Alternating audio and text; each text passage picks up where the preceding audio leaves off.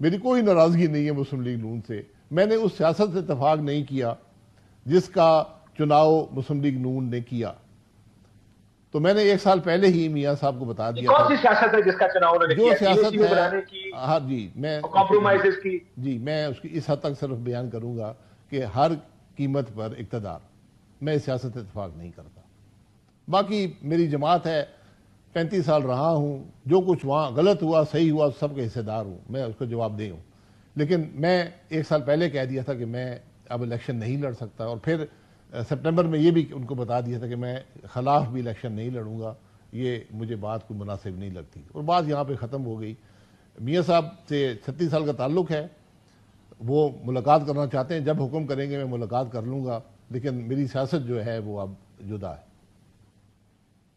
لیکن اگر وہ کہیں کہ ہم نے جو اصول پہ کمپرومائز کیا، ہم سے غلطی ہو گئی، ہمیں ڈیل نہیں کرنی چاہیے تھی، اسٹیبلشمنٹ کے ساتھ ہمیں ڈیل کی، ووٹ کو عزت دینے کی بجائے ووٹ کو بے عزت کر دیا ہم نے، یہ فارم 47 کی حکومت بنا لی، اب آج صاحب ہم یہ حکومت توڑنے لگے اور صرف اب اصول کی پالیٹکس ہوگی، آپ ان کی بات پہ یقین کریں گے؟ نہیں، یہ میرے یقین سے فرق نہیں پڑتا. یہ پھر ان کو پبلکلی اگر یہ بات کرنی ہے تو پبلکلی کرنی پڑے گی. اگر ان کا واقعی یہ سوچ ہے کہ یہ فارم 47 کی حکومت ہے تو پھر یہ سوچ ان کو پبلکلی کرنی پڑے گی. میری ذات سے اس کا کوئی تعلق نہیں ہے.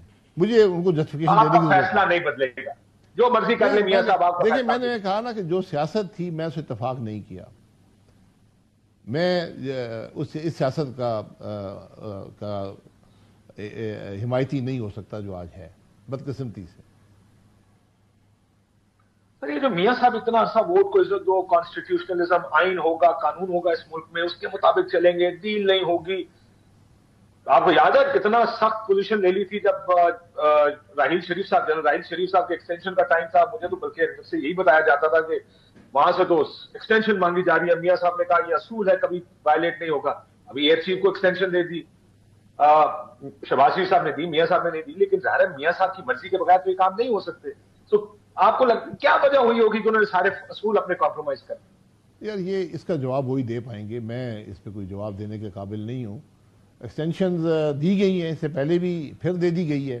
ایکسٹینشن نہ دینے والا کوئی اس سے عزت پاتا ہے، نہ لینے والا پاتا ہے. ایکسٹینشن ذرا میں سوچ سمجھ کر ان چیزوں پر کوشش کرنی چاہیے. ہمیشہ نقصان ہی ہوا ہے، ادارے کا بھی ہوتا ہے اور شخص کا بھی ہوتا ہے، تو ہمیں ذرا اس پر احتیاط کرنی چاہیے. چلے بھی آپ نے سر، میں نے آپ سے کہا تھا نا کہ عوام کی نمائندہ حکومت نہیں ہے، مینڈیٹ پر شبہ ہے. سیدھا سوال پوچھتا ہوں، کیا یہ فارم 47 کی حکومت ہے؟ بس جی فارم 47 سے بنی ہے نا. فارم 45 لے کر تو لوگ پھر رہے ہیں. اب یہ دیکھ لیں، کوئی نئی بات تو نہیں ہے، ہر آدمی یہ کہہ رہا ہے. میں کہہ رہا ہوں اس ابہام کو دور کرنے کی ضرورت تھی. یہی ناکامی ہے آج حکومت کی بھی، الیکشن کمیشن کی بھی، سیاسی جماعتوں کی بھی. اور میں نے اسی لیے بار بار شروع میں الیکشن سے پہلے میں نے کہا تھا کہ بیٹھ جائیں، آگے کے راستے کا تعین کر لیں تاکہ اس قسم کے معاملے میں آپ نہ پڑیں. آج حکومت جو ہے وہ کچھ نہیں کر پائے گی کیونکہ اس کا اپنا مینڈیٹ جو ہے اس پر اختلاف ہے. اختلاف ہے سر.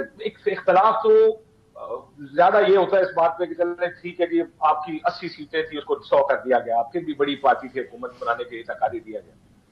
کتنی سیٹیں تھی آپ کے خیال میں مسلم لیگ نون کی سلیکشن میں؟ ایک ویسے مبینہ طور پر کیا سارے؟ میں اختلاف عوام کا کہتا ہوں، عوام کو اختلاف ہے اس رزلٹ سے.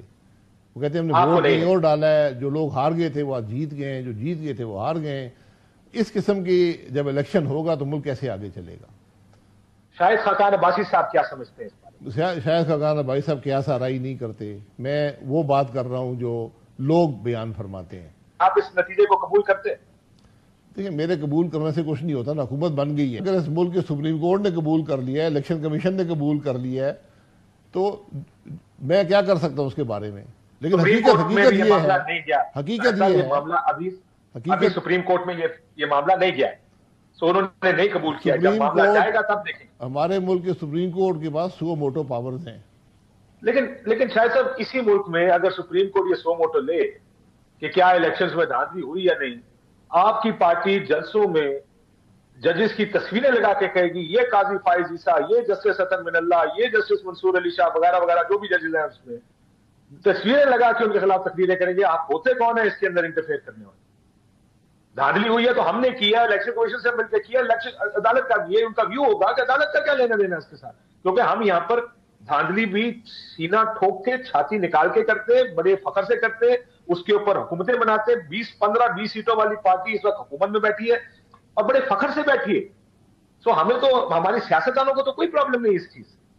سیاستدانوں کو نہ ہو یا نہ ہو مجھے اس کا علم نہیں ہے، لیکن عدالتوں کو اس بات سے نہیں گھبرانا چاہیے کہ کوئی ان کے بارے میں کیا تنقید کرے گا. اسی سپریم کورٹ نے اس ملک میں ایک چلتی حکومت توڑی تھی، خود ٹرائل کورٹ بن کر توڑی تھی. تو اس وقت ان کو کیا جلدی تھی، کیا عجلت تھی کہ آج جب ایک ملک میں ہر شخص انگلی اٹھا رہا ہے ملک کے الیکشن کے نظام پر، ملک کے الیکشن کے ریزلٹس پر، تو آپ بیٹھیں آرام سے بیٹھیں. یہ سوالات تاریخ کرتی ہے. میرے سوال کرنے سے کچھ نہیں فرق پڑے گا، حکومت موجود ہے. یہ بھی مجھے پورا یقین ہے کہ حکومت کوئی کام نہیں کر پائے گی، کیونکہ جب آپ کا مینڈیٹ ہی شک و شبے کا شکار ہو تو آپ وہ مورل اتھارٹی نہیں رکھتے حکومت چلانے کی. یہ مشکلات پیدا ہوں گی اس حکومت کے لیے.